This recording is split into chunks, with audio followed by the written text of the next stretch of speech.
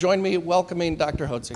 Thank you, sir. Thank you. Never follow the herd, son, because if you do, you're going to get stampeded or else you're going to run off a cliff. Move away from the herd and lead the herd in the right direction. That's what my mom told me when I was growing up. Grew up in Houston, Texas. Attended St. Thomas High School, all boys high school there, Catholic high school in Houston, Texas, and learned about leadership on the football team. We had a state championship football team 3 out of the 4 years I was there, and my senior year we lost 23-21, and some guy, knucklehead in Dallas, kicked a 45-yard field goal in the fog, and I think his father was down on the other end as a ref and said, "It's good." And we lost that game 23-21. But I learned about leadership, and I learned from my coaches not to follow the herd. We were just an upstart, Catholic school in Houston, beating all the public schools all over the state. And we always wore bright maroon blazers with a tie and black pants and black shoes. And when we showed up and got off the bus, everybody knew St. Thomas was there, and that was always worth a touchdown at least against the defending team. As a matter of fact, we went to Marshall, Texas, which is deep East Texas. And Marshall's, they got a Baptist college there, and it's a Baptist town. We pulled into Marshall in our bus. This is back in 1967. And got off the bus, and the headline on the Marshall paper was "Catholics Coming to Town." They were ranked number 8 in the state. Catholics coming to town. So I learned from my coaches that, how to be successful, how to look sharp and be sharp. I fell in love with a cheerleader while I was in high school. And did a crazy thing, ran off after my senior year and eloped with her. Imagine that. And that was 50 years ago, and they said it wouldn't last. 8 kids later, 23 grandchildren. As a matter of fact, I flew in. We go down to Sea Island, Georgia. Anybody ever been to Sea Island, Georgia? You know what I'm talking about? Sea Island, Georgia is a beautiful barrier island, and so we go there every year. Have gone there we've gone there since '79, but we take all our family down and their kids. They come down during the month of June. So I flew here from Sea Island, Georgia, to be with you all, and I counted a privilege to be here. But somebody commented on my shoes. I said, "Well, that's what you're supposed to look like in Sea Island, Georgia. You're supposed to look, Old South." See them? You like that? Like them? So when I grew up in a family of 8. I was the oldest of 7 boys. And my dad was a very good and successful sales engineer. Mama had to raise 7 boys. It about drove her crazy, and right now she's 90 and she's a little bit daft right now, and I'm sure it took the toll over the last 89 years of having to raise these boys. And, if you wanted to have any money, back in those days, my dad didn't give any allowance. So when I was in about the 5th grade, I got a paper route. Anybody here ever had a paper route? You're not old enough to even, some of you guys had a paper route. Had a paper route. Then I figured I could make more money mowing yards. 2 or 3 years later, I started mowing yards. Anybody here ever mow yards when you were a kid? Yeah, make some money. And then a buddy of mine said, "Hey, we can start painting swimming pool pumps." We started to paint swimming pool pumps when my freshman in high school, and that led to painting houses. Before you knew it, we had a paint business in high school. Every weekend we worked, made money. My philosophy, I'm a clothes hound. I love good clothes. And of course, my daddy's not going to let me shop at Norton Ditto in Houston, the finest haberdashery in town. We shopped at, Sackwoods or something like that. So if I wanted to look sharp, I had to earn my money. And so we made a lot of money painting houses in high school. When I ran off to college, with my wife, we eloped. Dad said, "Son, I got 7 other kids. You made your bed. Good luck. You're going to have to sleep in it." So Dad didn't help us at all. Her parents didn't help at all. And so I ended up building a paint contracting and remodeling business in college. Worked my way through college. We got through in 3.5 years and had 3 kids while we were in college. Ended up going to med school. I had a paint contracting business for the first 2 years I was in med school, painted on the weekends and on holidays. So that's a little background. And now I'm a doctor, you know, an MD. But you know what? I've always been an entrepreneur. I've always liked to go out and work and get paid for doing and providing a service and getting paid for it. I like that. And you all, I know, are entrepreneurs here. You wouldn't be hanging around Coach Burt because he's a great entrepreneur. Well, he wanted me to talk about, he said, I said, what do you want me to talk about, Coach? He said, oh, I want you to talk about how to build a $25 million cash-based medical practice. I want you to talk about that. And I thought about that, and I don't want to be like all the other success speakers you hear around town that tell you what you need to do and setting goals and all this. We're going to talk about some of those things. But I wanted to talk to you what I believe. And this is what I believe. I believe that God has a purpose in each one of your lives. And I believe for you to know that purpose, you have got to know the Son of God, Jesus Christ. You've got to know that He paid for the penalty of your sins and that He can come into your life and make you a new person. You've got to submit yourself under His authority, and you got to follow His rules. He has my commandments and keeps them. He it is who loves me. And who loves me will be loved by my Father, and I will love him and disclose myself to him. That's what I believe. That governs my life. I came to know Christ while I was in med school. A friend of mine led me to Christ of all things. And now we fellowship with the Second Baptist in Houston with Ed Young. I don't know if anybody heard of him. He's one of the finest men I've ever met in my life. So you can say, well, I didn't come here to hear a sermon, but I'm going to tell you what I believe. This is real important because you can either believe solely in yourself or you can believe in God, that God's going to intervene in your life and He's going to help direct you so you can accomplish the purpose that He has for your life. Does that make sense? He's got a purpose for you. Find that purpose. Some real simple, here's a couple of promises that you need to know. Psalm 1. Blessed is the man who walks not in the counsel of the wicked, nor stands in the path of sinners, nor sits in the seat of scoffers. But his delight is in the law of the Lord, and in His law he meditates day and night. Now listen to this. And he will be like a tree planted beside streams of water, which yields its fruit in due season. Its leaf doesn't wither, and everything he does, he prospers. Who doesn't want to prosper in life? And God says, here's a real simple formula. Look at my word, listen to it. And then he goes on and tells Joshua in Joshua 1:8, he says, this book of the law shall not depart from your mouth. You shall meditate upon it day and night to be careful to do according to all that is written in it. For then what? I will make your way prosperous. So I know you're here today because you want to hear, what is Dr. Hotze going to tell me that I can learn how to be prosperous? Well, I'm going to tell you first and foremost, you've got to be rightly related to God because that's where you derive your source of strength. If you depend upon yourself, friends, and I've been there before, it's going to falter and fail because it's built on sand. It's not built on a solid foundation.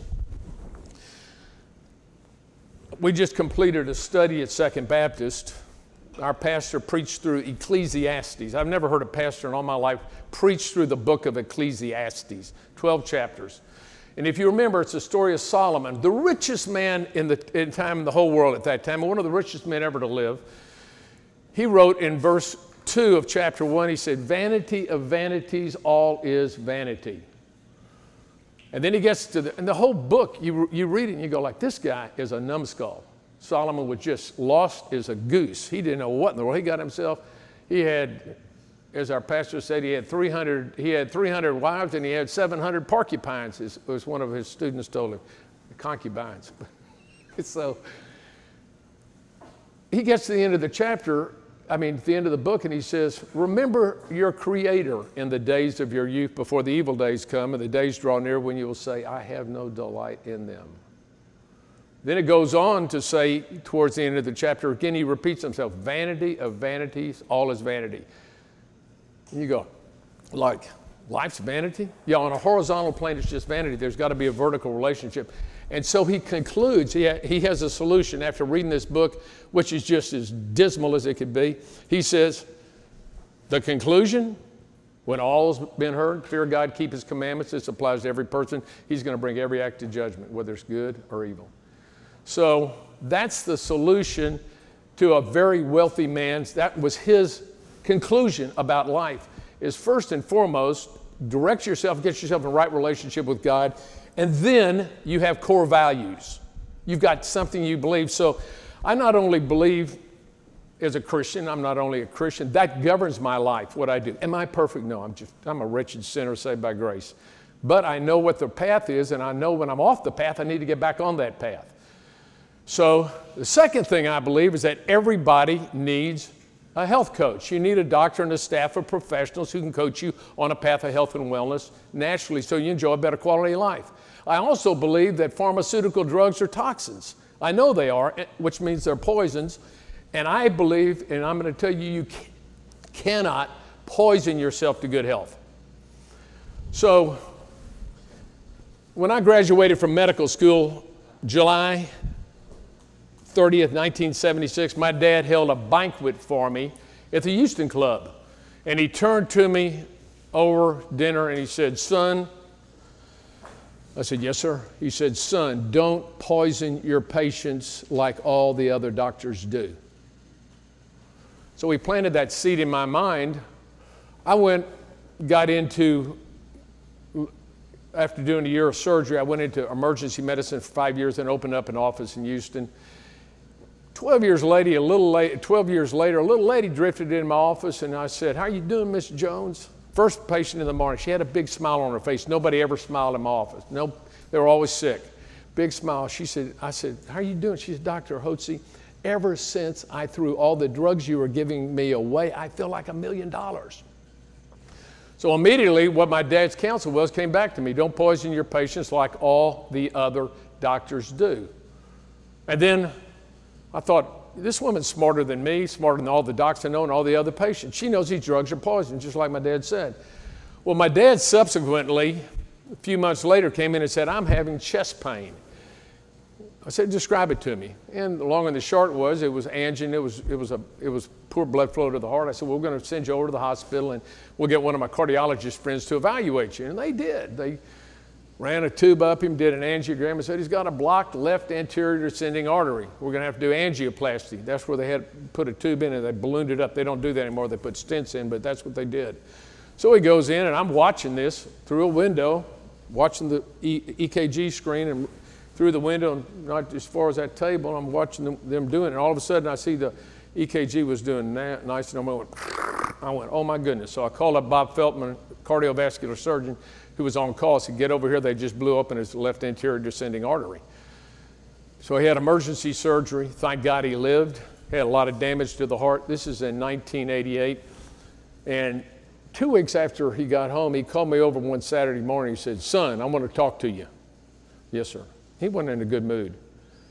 And I come over and he goes, I don't know what the Sam Hill I was thinking, letting these doctors invade my body. I've got a calcified artery, and they're going to go in there and going to try to balloon that. It's going to break in two, just like we're in the oil and gas pipeline business, have a family business. And he says, just like our gas pipelines, you got a crack in them, put pressure on them, they blow. I don't know what I was thinking. He said, read this, and he hands me a newsletter. Says, read this. I said, yes, sir. And it was from Dr. Julian Whitaker. Dr. Whitaker is a natural health doctor out in California. And the long and the short of it was about heart disease. And it said, if you've had a heart attack and you have angioplasty, your chance of dying is 15%. If you have bypass surgery, it's 5%. If you don't do anything but control your blood pressure, lose weight, exercise, take some vitamins and minerals, you got a 1% chance of dying. Don't let the doctors invade your body.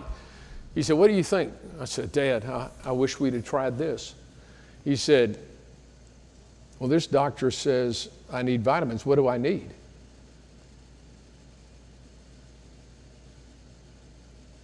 Dad, I'm a doctor. What do I know about vitamins? sad commentary. He turned to me and he said, "Son, will you find out?" I said, "Yes, sir, I will." So that put me on a course of natural approaches to health. I started studying and reading about vitamins, went to some conferences, heard about doctors that were getting people well using natural methods. I went to a conference, and it was in March of '89, and I went up to the president of the conference and said, "Dr. Willoughby, I want to learn how to do what you do." You got to learn from mentors. If you see somebody who's successful and you want to be successful, get around that person and do everything they do just like they do it. Once you get the practice in doing it, after a year or two, you can build in your own system. You can add to it, you can improve it. But if you want to be successful, get a mentor who's successful and do what they do. I said, "Dr. Willoughby, I want to learn what you do." He said, "Come up to Kansas City, I'll teach you." I did. And so I had an office on the north side of Houston. I moved out west, opened up a little bitty 1,000-square-foot office, had one lady there, hired a second full-time person. I learned allergy. I made up all my own allergy treatments. I tested everybody. I gave them shots. And I had a little allergy practice. I went into allergy and gave vitamins and minerals, and that was pretty much it. And all of a sudden, these patients started to get well. So I had an opportunity to buy a building down the road back towards Houston, a 20,000-square-foot building that had a lot of mom and pop shops in it, some title companies and accounting firms and real estate companies in it. I bought it and built out 5,000 square feet, and we opened that up, that office. That was in 1991. And we had 3 people, at that time I think there were about 4 people or 5 people on staff when we moved there. So at this time, people were wanting to get in HMOs and PPOs. How many of you all are in an HMO and PPO? Raise your hand if you're in one. Okay. Well, that's an insurance plan. And my chief of my staff at that time was a woman named Sherry Salyer, and she goes, "If you don't join these HMOs and PPOs, you're not going to have a practice. You've got to join. You got to join." She about wore me down. Finally, I'm ready to go. "Okay, whatever you say." She said, "The patients are asking for it. They want you to join their programs." And the woman that was in charge of the front office, she wasn't our chief of staff, was a woman named Monica Ludick, who is now the president of my company. And she turned to me in the hall after Sherry had told me this. She said, "Doctor, I'll throw myself down kicking and screaming on the ground if you join any of these insurance plans. You have something that the other doctors don't have, and people will pay money for your services." And she's a very indirect person, but that day she was very direct. And so I didn't ever join an HMO and PPO. And we began to learn about ways to help people get well.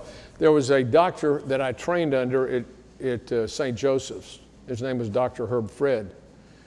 And we'd go in and present cases to him, and we'd make a statement. He'd go, "Why is that so?" And I went, "Well, because this." He goes, "Well, why is that so?" And then you tell him something else, and he'd go, "Why is that so?" He kept asking why until you really realized you didn't know why. So my philosophy, I learned that from him. Always question conventional wisdom. Ask the question, why? Why do we do it this way? Is there another way that it could be done? Can it be done better? Ask why.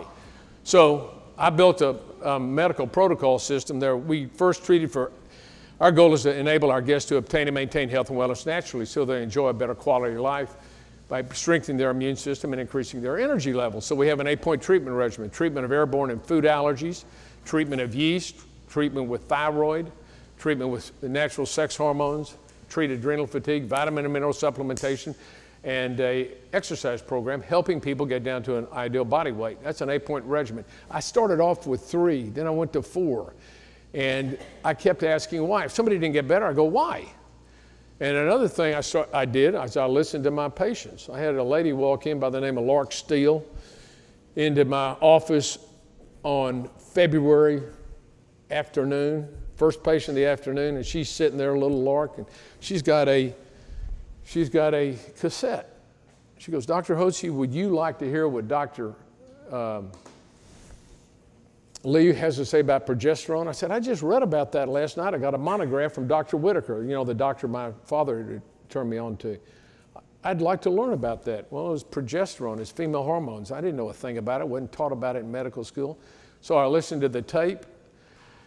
I'm always listening to what my patients say. Have you heard? They teach me a lot. Just they'll ask you a question. You go, I never thought about that. Let me look it up and read about it. That's a good idea. Let's see what it works out. So I listened to this tape, and this doctor told me how progesterone, how successful it had been with his patients on the tape. And I said, that's fascinating.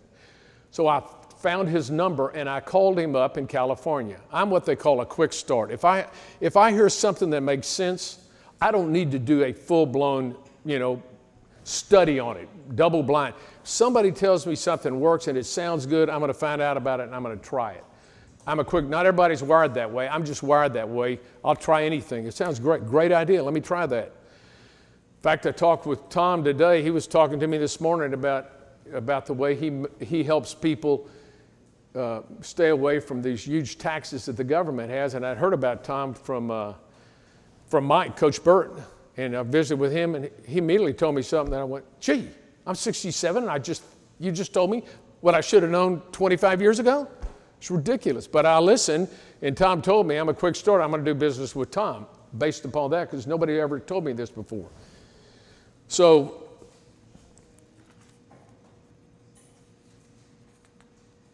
when that happened, I called up Dr. Lee, and I said, Dr. Lee, what in the world, where do you get this progesterone? He goes, you get it from a compounding pharmacy. I said, a compounding pharmacy? What's that?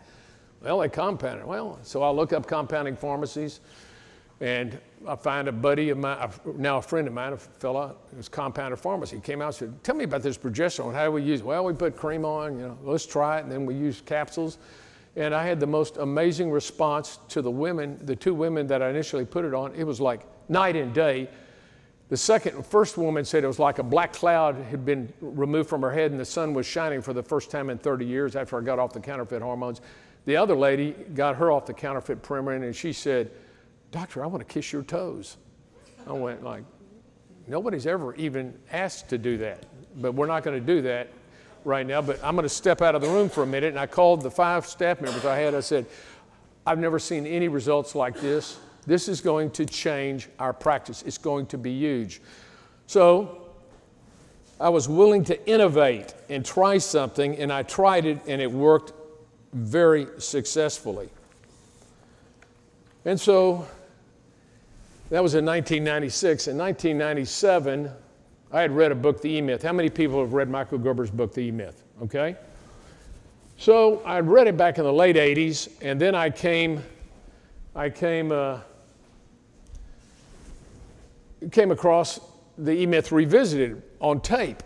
And my wife and I were in Denver, and we're traveling down Highway 70 going to Beaver Creek. Anybody been out to Beaver Creek? Beaver Creek, Colorado. It's beautiful. Great place. So we're traveling on the freeway, and I'm listening, or the highway, and I'm listening to The E-Myth Revisited. And I went, oh my goodness, this is awesome.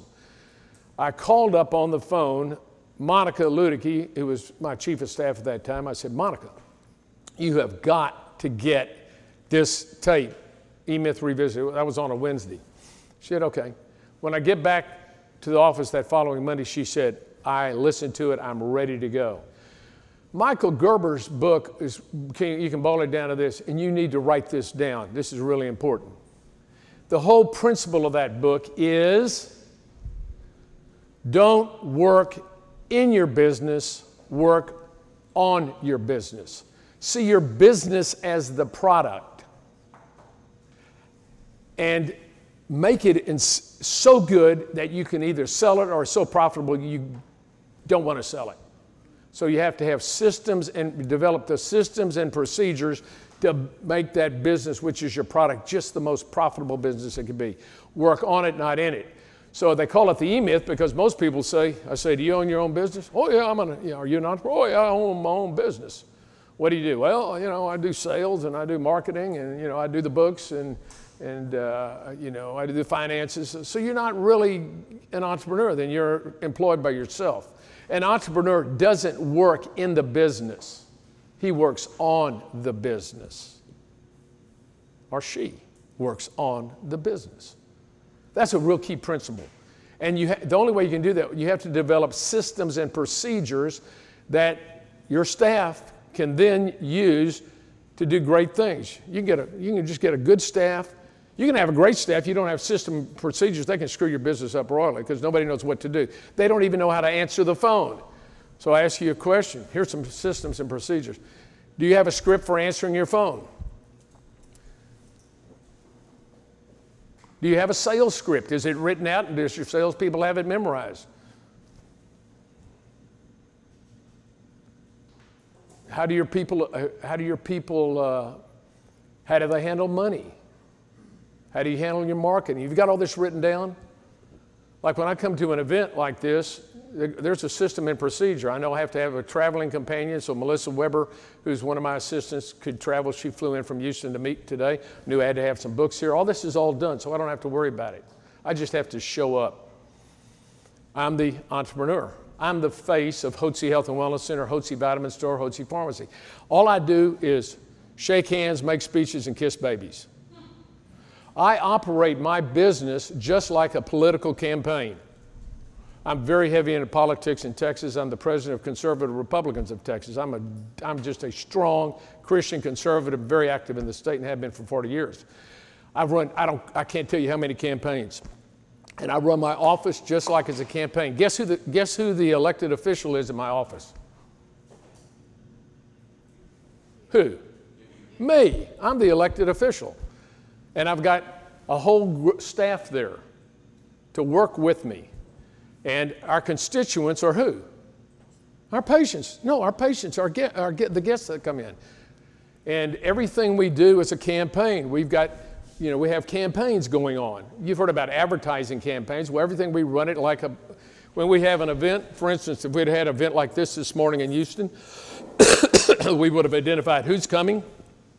They would have had phone calls. We'd have followed up. And then the day before the event, everybody gets a phone call. The morning of the event, everybody gets a phone call. We drive them out. We produce, that's how you got to get out the vote, right? So that's what I do. That's a principle I've used because I understand it, and my staff understands it too. So when we read that book, The E-Myth, I got back and Monica said, let's do it. We had 5 or 6 on staff and said, let's go down this weekend to Galveston to the Tremont Hotel and let's write down our systems and procedures. What does that mean? We went down there, had dinner that night, and the next morning we got up and said, okay, write down everything you do on your job. From the moment you open the door, what way do you turn the doorknob? What do you do? How do you go in? How do you turn on your computer? Write down everything, how you take up blood pressure, how you draw blood, how you manage the books. Everybody had to write down, and we had about maybe 12 or 15 pages, and that was the beginning of our system and procedure book now, which must be, I don't know, 500 or 1,000 pages. So we have systems and procedures for everything that we do. Well, something else at that time Michael Gerber talked about in that book was providing extraordinary hospitality and guest service. We read a book, The Experience Economy, about Disney, and we decided to break the mold. I said, Monica, and she said, we both came to the conclusion at the same time, she's a mastermind ally. Do you have a mastermind ally? Or do you have a mastermind alliance? Have you even heard of who's heard of a mastermind ally? Well, a mastermind ally is a person or persons who work together in harmony to achieve the same goal. And I didn't make that up. Napoleon Hill did. You ever read Think and Grow Rich? If you haven't, you need to read that. Think and Grow Rich. But you have to have a mastermind ally. Well, Monica was my mastermind ally. And we both said, let's get out of medicine. After reading that book, why do we want to practice medicine? Let's go into the hospitality industry. And within that context, let's provide medical care. What a novel idea. We're going to treat people like they're really nice people, like at a nice hotel. And we decided we're going to benchmark with the Ritz-Carlton and the Broadmoor Hotel. That's kind of thinking out of the box. And a buddy of mine, I took him to lunch. He said, Hotze, you're going to do that? You better get your girls out of their scrubs. You better look first class. Look sharp, be sharp. So everybody in our office wears a nice black suit or black dress. That's the way they dress. It looks like, everybody on staff, and the men wear coats and ties. There's no white coat syndrome in our office because there are no white coats, and there are no scrubs. And in our reception room, guess what we have? We have a concierge sitting in the reception room. Her name is Becky Diaz, and she's been on the team, I think, 11 or 12 years now in that position. And on her card, it says her title, Director of First Impressions. She's the director of First Impressions. Everybody that walks into that office, she knows their name. She knows their husband's name, their wife's name. She knows the kids' name. She knows where they went. She knows all about them. She sits right there with them and knows what they drink. Transparent customization. She knows, well, you know, Tom Love came in today and he likes black coffee. He likes a little bit of cream in it and some coconut oil. She brings the coffee to him. He never has to ask. She goes, how do you know that? It's called transparent customization. We track everything people like. If they like green tea, that's what they get. With stevia in it, that's what we give them. Transparent customization. Know everything about your customers, your clients, and your guests. So we started doing that. Then, you know what? I decided, you know, we need to go on. I got on some talk radio shows, and every time I got on, the phone would ring off the hook. I said, you know what? Maybe, but this is out of the blue. This is how God works. And I'm telling you, it's crazy. I get a call one day from Senator Mike Richards, former senator. He goes, hey, Hotze, would you like to have a radio program on our station? I went, yeah, tell me, yeah, I'd like to do it. Well, it's pay for play. You want to be on it? You can be on for an hour every day during the week. KSEV, which was the largest conservative talk radio station. It's primarily political. And it was owned by Mike and Dan Patrick, who's now the lieutenant governor. And I said, yeah, I'll do that. We'll do that. Well, we got on the radio in 2001, and holy cow, the phones just blew off the hook. We had to put people on, it was crazy. And we're doing a cash-based practice. And so I brought in my two or three of my key leaders, Monica and my salesperson. I said, I want you to double every price that we have on everything, double everything. And guess how much that affected our business? Zero. I doubled the price. We are the highest price point for our services in the whole country at the Hotze Health and Wellness Center. And guess what? That's good to know, because you know what to expect. Price is a proxy for premium. Write that down. Price is a proxy for premium. What does that mean? When I tell you what I'm going to charge for my services, Sean, when I tell you that, I'm telling you what I think about myself and what my value is, and I'm telling you what I think you're worth. I'm communicating to you and to me what I think our values are. When you travel out of town and go to, let's say you went to Atlanta, and you're going to decide you're going to stay in the Ritz-Carlton Hotel, but you got a choice. You can stay at the La Quina or maybe Motel 6. It's just a bed anyway, isn't it? You just need a place to sleep. You're going to pay top dollar. You know you're going to pay top dollar at the Ritz. It's a proxy. Price is a proxy for premium. You know what you're going to get. You're going to get great accommodations, great ambience, great service. They're going to know your name. Great food. It's going to make you feel like a king or a queen going in there. It's wonderful. Or you go to the Broadmoor in Colorado Springs. Anybody been to the Broadmoor in Colorado Springs? Is it fine or what? Just off the chart. It's run by Steve Bartlin runs it, and he's a business mentor of mine, and he's the president of it. Always find people that are successful and get them to mentor you. I met Steve Bartlin in 2003. I hold a quarterly leadership conference every quarter with my leadership team. We have 12 now. We have, what do we have, 87 or 100 on staff now, somewhere in that neighborhood. Started with just one girl. So how do you get that? And it's cash-based practice. My doctor friends will say, one of my friends said one time, why would somebody go see you when they can go get it paid for by insurance? I said, well, that's pretty easy, Steve. It's called customer service. He looked at me and went, what's that? If restaurants operated their businesses like most doctors' offices run their businesses, how long do you think they would be in business? A month? It'd keel over. They don't have any concept. You have got to be successful, you've got to differentiate yourself from your competitors. You've got to do that. Does that make sense?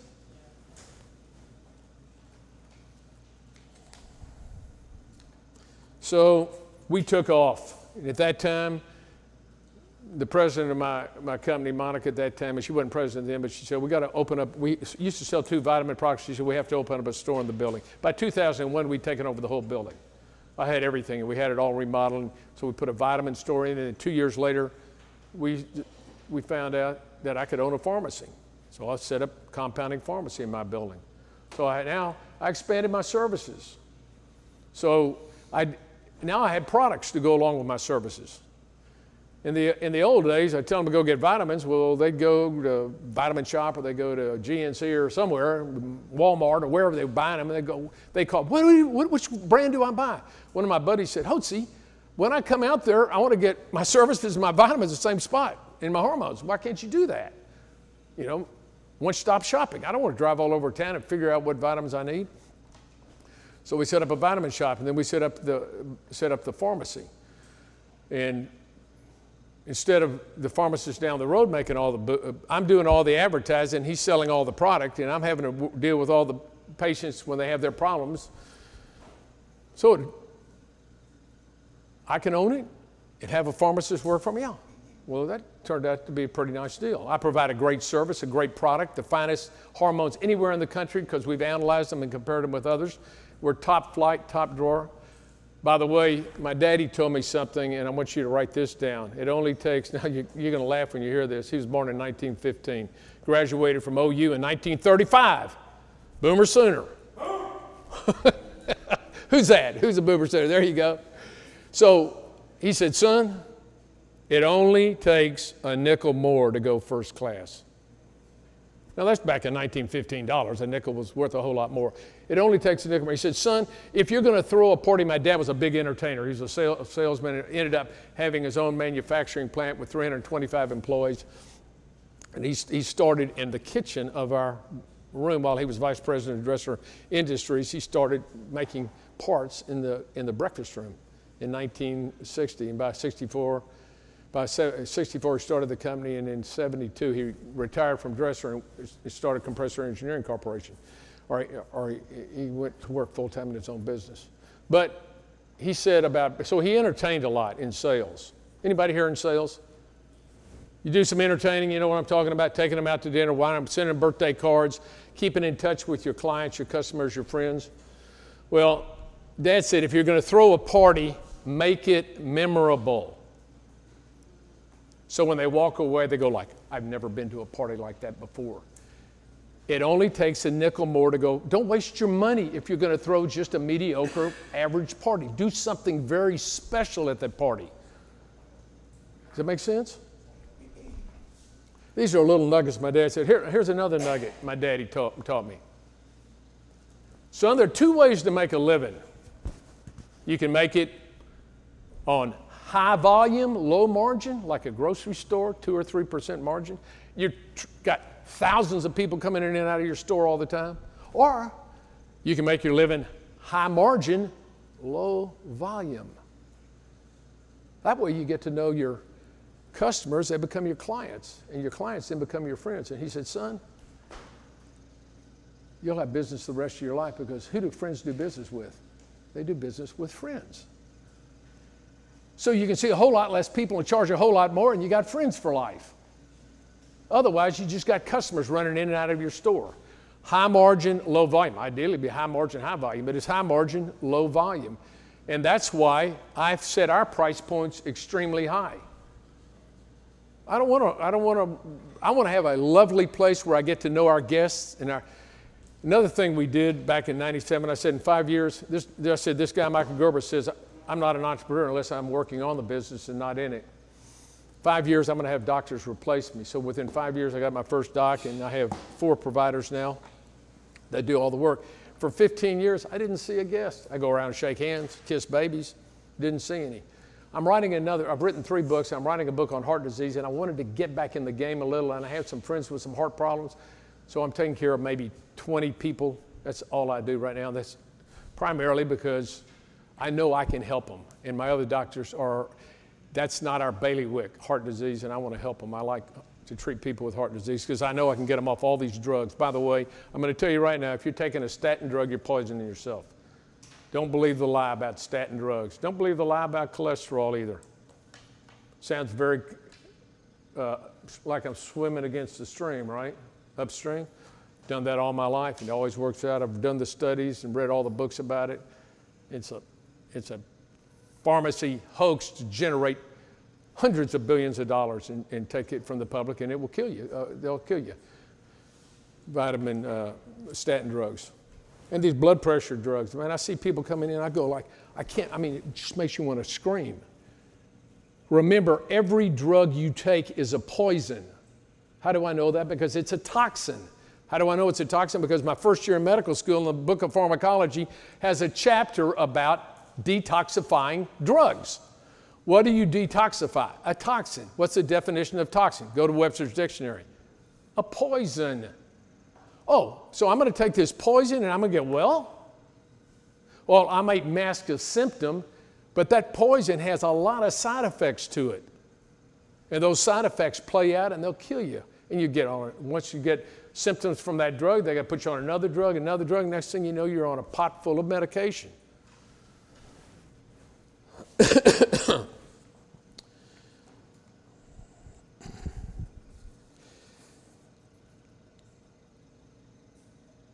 So let me give you a few. I've given you some key points as I've talked. I'm sorry. As we visit, I'm going to give you a couple more key points here.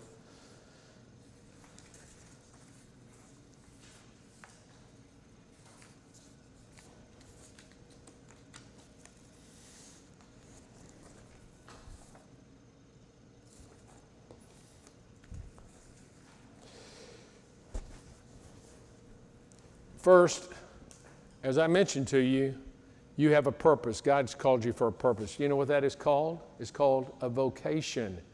Voture, that's the word vocation, is a calling. Everybody has a calling in their life. Do you know what your calling is? Do you know what your purpose is in life and what you're supposed to do? Determine and develop it. Write down what you believe. Tell people what you believe. They don't want to know what you do. They want to know what you believe. I know when I came up here and I started talking like I was a Baptist preacher, some of you went like, what the Sam heck is this guy doing? You know what? And others of you said, that resonates with me. That's fine. You don't have to believe what I believe. I'm going to do business with people that believe me, what I believe. Coach Burke teaches you that. It's a whole lot more fun doing business with people who believe what you believe than people who don't believe what you believe. So who do you think I attract at our office, the Hotze Health and Wellness Center? I'm on the radio. 15 years I was on the radio 5 days a week. I was on TV every month. I've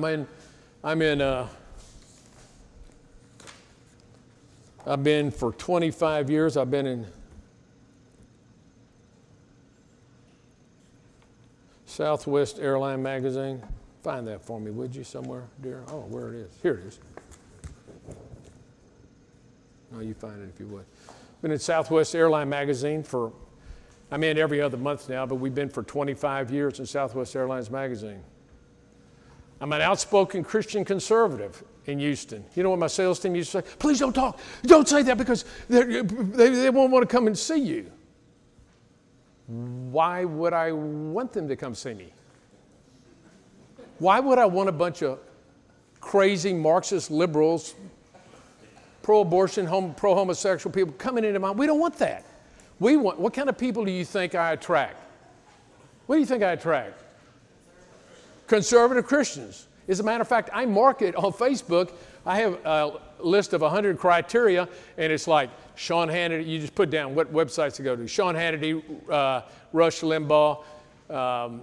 You just start going down the list. Baptist Church, pro-life, marriage and tradition, all these things. You put down all these websites, and it will only go to those people. And then I put down the criteria, which is have to have a household income of $250,000. That's my target market. That's who I'm targeting to. Now listen, and you probably say, well, in my business, I can't be very outspoken because, they told me that. We've grown a huge business. Because I want you to, this is a key principle right now. This is, and I've lived this, but I've never heard it told. A fellow by the name of Dan Sullivan, Dan Kennedy. Anybody know who Dan Kennedy is? Ever heard of Dan Kennedy? Have you heard of him, Tom? Great marketeer. And he's an old curmudgeon. He's about 78 or 80, old guy. And he's big, and he wears these blue suits with white stripes down. He looks like he came right out of Chicago speakeasy. I mean, that's the way he looks. And he said, I heard him speak at a marketing conference. And by the way, go to every business conference you possibly can. Get involved in mastermind groups because you're going to meet people that'll give you ideas that you hadn't had before. That's a great idea. You can take a concept in somebody else's business and apply it to yours.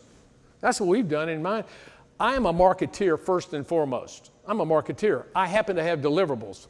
That's medical services and vitamins and hormones. Tom is a marketeer. He's so good, he has his clients market for him, but he's a marketeer, and he delivers insurance policies. Coach is a marketeer. Have you ever met a better marketeer than Coach? And he delivers coaching services, but he's a great marketeer. You got to be a marketeer.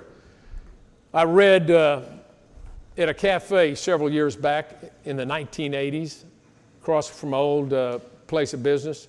I took there was a sugar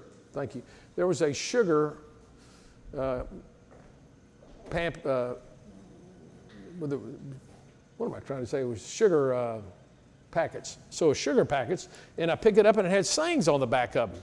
Well, I like to read them. And one of them said, "He who has a thing to sell and goes and whispers in a well will never make the kind of dollars like he who gets on the roof and hollers." You got to market. You got to let people know you're out there. So here I am in Southwest Magazine. People see that all the time. We get people coming from all over the country. I used to be in United, a Continental, when it flew all over the world. We had people come in. You know where our farthest guest comes from? We get 80% of our people come from Texas, 20% outside of Texas. Where can you imagine it? Come into Houston, Texas for health and wellness services, the farthest place. You're not going to believe it. Where?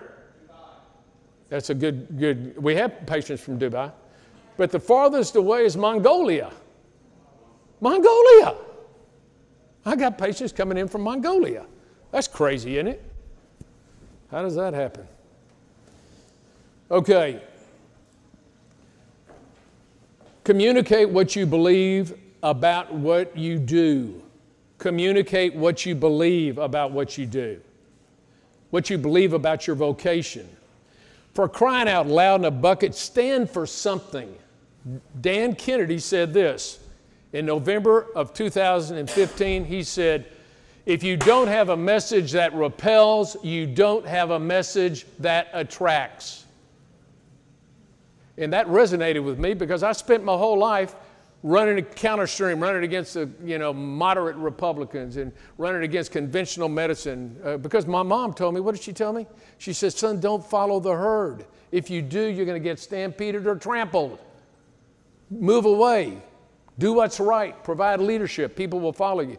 So Dan Kennedy said, if you don't have a message that repels, you don't have a message that attracts. I have a friend of mine who's changed it up, and he says, how about this, Hotze? If you don't have a message that repels, you don't have a message that sells. And Dan Kennedy said, guess who the number one person in the country that exemplifies that? He said, Donald Trump.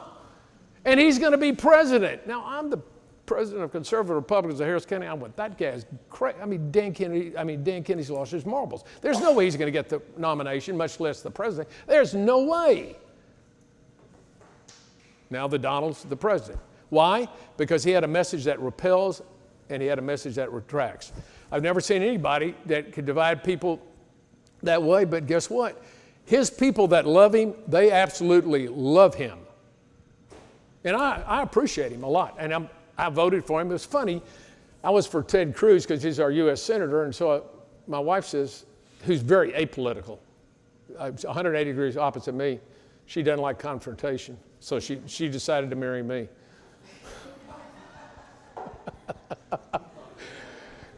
her mother told her when she married me, she said, well, being married to Steve Hotze, you know, it's going to be a real experience for you during your life. It has been. But she told me, I'm going to vote, I like Donald Trump, I'm going to vote for Donald Trump. I said, you like Donald Trump? My mom's a real fine, godly Christian woman. Donald Trump, you've got to be kidding me. I mean, he's, you know, his morality is questionable. Oh, honey, you can't do that. The president of my company, I like Donald Trump. She's apolitical. I like him. I'm going, what are you thinking? My personal assistant, not Melissa, I don't know where Melissa was in the primary. Where were you?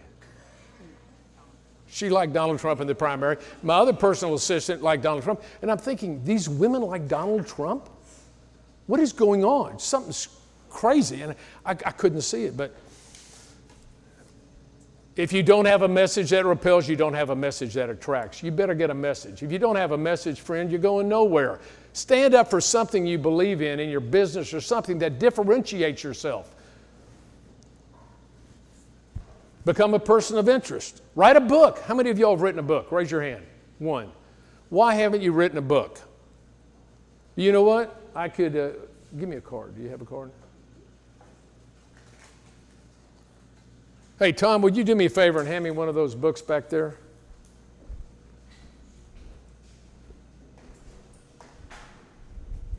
Thank you.